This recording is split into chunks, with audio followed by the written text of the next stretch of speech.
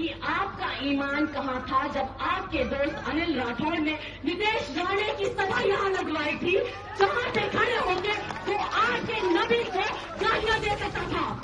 ये स्पीच और crowd reaction देखकर क्या आप भी वही सोच रही हैं जो मैं सोच रही हूँ? अपने आप को युगों से फेमिनिस्ट बताने वाली स्वरा भास्कर स्वरा बेगम बनने के चक्कर में आचार संहिता और कम्युनल हार्मनी की धज्जियां उड़ाते हुए दिखी। कभी अपने आप को बॉलीवुड एक्ट्रेस कहने वाली स्वरा भास्कर अपने पति फहाद अहमद का प्रचार करने मुंबई के अणुशक्ति नगर पहुंची थी, जहां उन्होंने भड़काऊ भाषण दे भीड़ को नितेश राणे और अनिल राठौड़ के खिलाफ भड़काया। स्वरा के एग्जैक्ट शब्दों को देखा जाए तो उन्होंने भीड़ को उकसाते हुए पूछा कि आपका ईमान तब कहां था जब आपके दोस्त अनिल राठौड़ ने नितेश राणे की सभा यहां लगवाई थी, जहां पर खड़े होकर वो आपके नबी को गालियां दे सकता था। हुजूर पाक सल्लल्लाहु अलैहि वसल्लम के लिए इज्जत मन में होने के लिए आप किस जात में पैदा होते हो ये जरूरी नहीं होता है।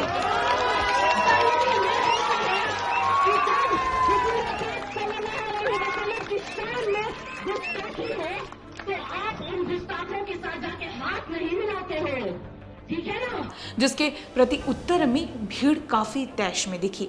अब ये तो स्वरा को समझने की आवश्यकता है कि जिस तरह की बात उन्होंने जिस अंदाज में कही उसके कारण भीड़ कई बार इतनी उत्तेजित हो जाती है कि कुछ बड़ा कर बैठती है। वहां अपना भाषण देते हुए स्वरा ने जिस विषय पर बात की, ठीक उसी तरह की बातें करके आजकल पाकिस्तान जैसे देश में लोगों के बीच ब्लास्फेमी के खिलाफ उत्तेजना पैदा की जाती है।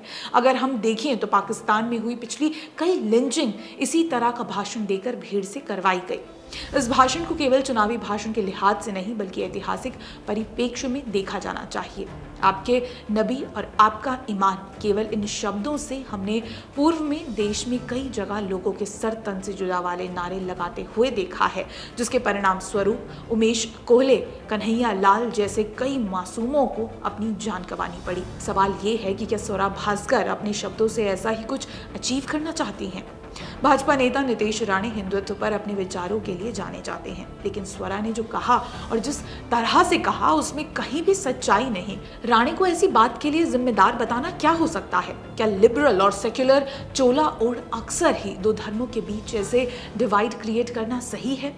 फिर बात केवल स्वरा की नहीं है, बात उनके आसपास मौजूद तथाकथित पत्रकार, बुद्धिजीवी, इस्लामिक स्कॉलर और नेताओं की भी है, जिन्होंने इस कम्युनल डिवाइड वाली बात पर एक बार भी आपत्ति नहीं जताई।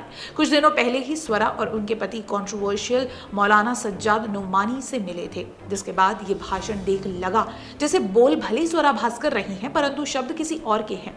ये वही सज्जाद नोमानी हैं जिन्होंने कुछ समय पहले तालिबानी सोच को बढ़ावा देते हुए कहा था कि लड़कियों को स्कूल कॉलेज भेजना माता पिता के लिए हराम है।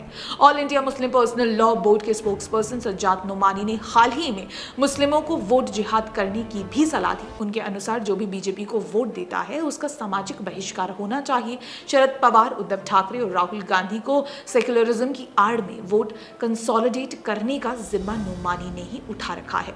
ऐसे मौलाना के साथ स्वरा की तस्वीर जब सोशल मीडिया पर वायरल हुई तो कई सवाल उठे कि क्या स्वरा अब फेमिनिस्ट नहीं रही? अरे फेमिनिस्ट तो छोड़िए, स्वरा अब तो एक सो कॉल्ड सेक्युलर एक्ट्रेस भी नहीं रही। एक तरफ कांग्रेस के राहुल गांधी हिंदुओं को कास्ट लाइंस पर बांटना चाहते हैं और दूसरी ओर स्वरा और सज्जाद नोमानी जैसे लोग सेक्युलरिज्म की आड़ में वोट जिहाद प्रमोट करते हैं। अब इस बीच का एक है तो सेफ है का नारा महायुति और हिंदुओं को चुनावी मैदान में बचा पाएगा?